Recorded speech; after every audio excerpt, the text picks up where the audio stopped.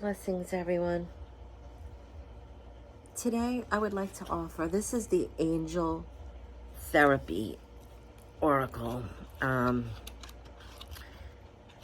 This is an old deck that I have from Doreen Virtue, which she's no longer working with this. And so I know a lot of the spiritual community is not using some of her oracle decks, but for me, the energy still resonates, and the angels asked me to use this, so I'm going to pull an oracle card from this today. But the energy has been really interesting recently. I've just been very quiet, kind of in a stillness. And today Spirit said, okay, we have to do the singing bowls, and asked that I do the oracle reading. And they also were pulling my attention to work with the crystals again, and I was using this when I went outside today.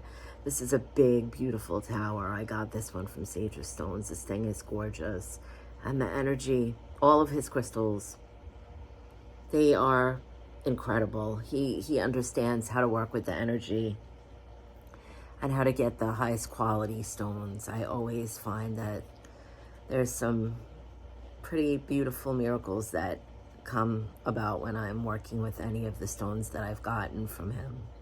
You can find him on Twitter, Instagram, Pinterest. And so when I went outside today and I sat down, tapping into the energy with the crystal and just being quiet, I look over and there was a Cooper's hawk that landed on the fence next to me. So I was able to get a little video, but I know that the energy was just reminding me today to use the higher clarity, the higher heart, the higher sight, and how tapped in we are. Because I've been asking Spirit when they nudge me to go outside, why? Show me a sign. Show me that I am in the right space and that I am hearing clearly what you're asking of me. And right away, I had my answer, and so I'm very grateful for that today. First, I would like to say thank you to Source for allowing me to be a medium of light. And I ask the angels to please step forward to help bring a message for the highest good. Thank you, I'm so grateful.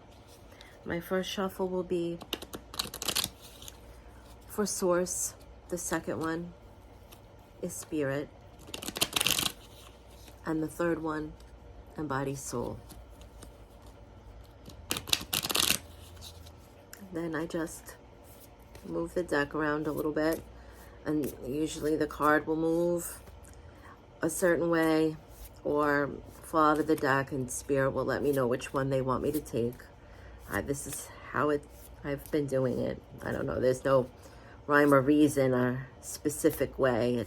This is what works for me. Okay. Sometimes it doesn't. I don't take, if there's a whole bunch of cards, I won't take. Usually I just work with one or two because Spirit's saying take this one. Past life issue. This situation has a basis in one of your previous lifetimes. Ask your angels to help you remember, release, learn, and heal from your past experiences.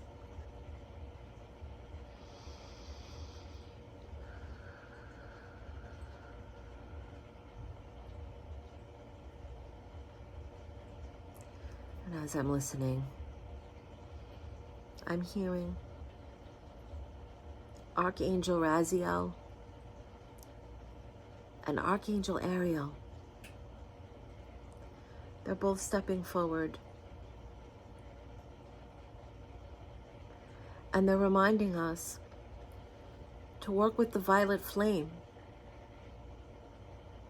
to call on Saint Germain, to help transmute the energy. Because as we step into the eternal now, and as we move forward and our energy starts to resonate, we're clearing out the karma. But the masters, the ascended masters and the archangels have helped us transmute so much of that karma, whether it's family karma, ancestral karma, or karma in our relationships, whether that be friends or lovers. And they're saying that it's time now. It's time now to allow the convergence of all of these lives that we're remembering. So many of us have now started working with the Akashic Records and having QHHT sessions to have regression therapy. And a lot of us are working with the inner child, and we're healing core wounds. But we also have archetypes, and this stays with us. Many archetypes stay with us through eternity, because it's the core being, whether it's we had many lifetimes as an ascended master, and some of those embodiments are filtering through into this lifetime. We also can have some karma, and many of us are recognizing this. And so the ascended masters, as well as the angels, Ariel and Raziel, are stepping forward and saying, call on them, work with the violet flame to help transmute all this karma. Because the past lives, everything is starting to merge now and become one. Because we're in such an expansive state and we're vibrating so much higher, and we're so open now to understanding how these things carry through, that we're ready to understand that a lot of the things recently that have been triggering for many, many of us, maybe we just can't put a finger on it. Not just the usual karmic things that we have going on, whether it's learning how to have empathy or understanding how to let go of anger, all the different dynamics of these type of things.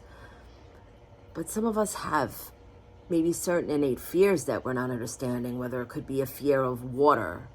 Some people may be suffering from anxiety and have fears of heights or public speaking. There are some things that maybe we've not actually physically experienced in this lifetime, yet they're coming up in dreams, and it's leaving us with a lingering energy when we're awake. Or maybe it's something that we didn't understand we had a tie to. It kind of feels like a deja vu. Maybe you've been somewhere and you had an uneasy feeling, or suddenly you've been passing by somewhere. It could be somewhere close to water. Maybe you have a route you take that you go to your job every day, and you've noticed that you started having a little anxiety as you're passing it, but you've never had it before. And so the angels are saying that it's because things are surfacing now to trigger us, especially if we've done a lot of shadow work. We're open and we're ready now to process not just what's going on in this cycle, but what we're healing is healing many, many lifetimes before. As we learn to astral travel, again, as we have regression, as we do child therapy, healing the inner child, all of these things, we recognize each other from many lifetimes. This will trigger past life karma and past life trauma that we're being invited to heal.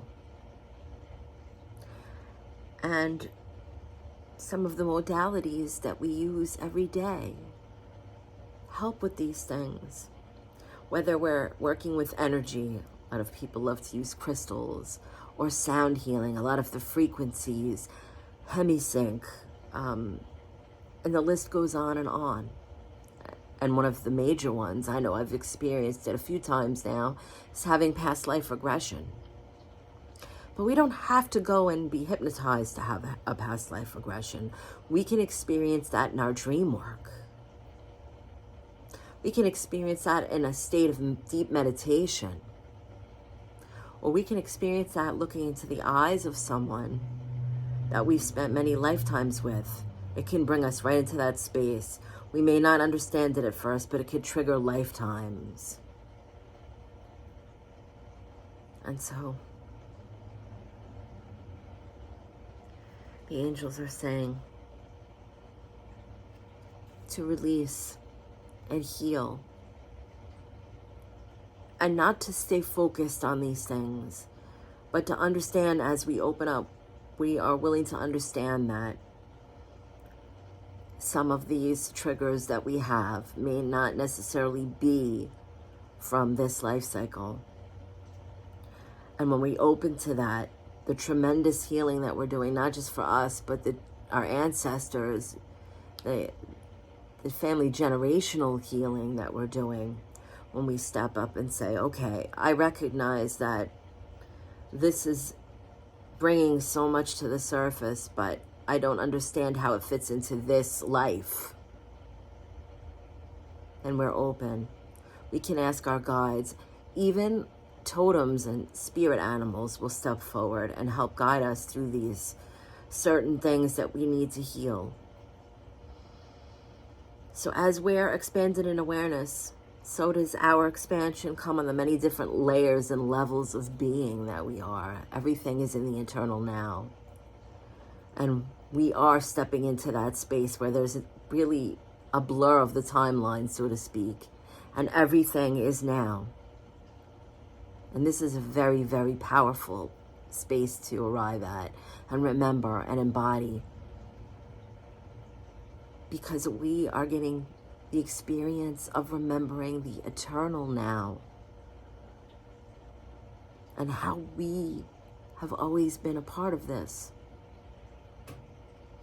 So though it may seem a little intimidating, thinking, well, I just did my shadow work, or I just worked through some family challenges over the holiday weekend not so long ago, or Mercury's in retrograde, and I thought I just curled up in a ball and, healed some triggers from when I was younger. Yes, we are. And it's recognized. But as we expand comes a great responsibility, a mindfulness, a knowing that there's so much more than this. And with the healing that we do, and we accept that it's our responsibility to do the work. As our awareness expands, they're saying, so is the healing. Being in a state of expanded awareness, expanding the consciousness, understanding on the many levels of being, also creates the healing in those spaces. And so be open. We're being encouraged by the angels and the ascended masters to these experiences. We are ready. And it's not going to affect us the way this life cycle affects us when we're healing. Because this is a healing in a core archetype. It's a healing in an embodiment. It goes much further, and it will feel like a much more profound release when we recognize it. And you'll be surprised what you'll be healing once you step into that space. You'll feel it many, many different levels of your light body, many, many different levels of your soul, and many, many different levels all the way through to the higher self. They're pulling their energy back. Thank you so much for allowing me to share this message with you. I think this evening's message is more just about to give us a little encouragement to know what might be happening and understand that there may be so much more to the healing than what we may be fixed on in that moment. Just know that as we're healing now, we're healing far beyond just this lifetime. All my love and gratitude. Many blessings, everyone.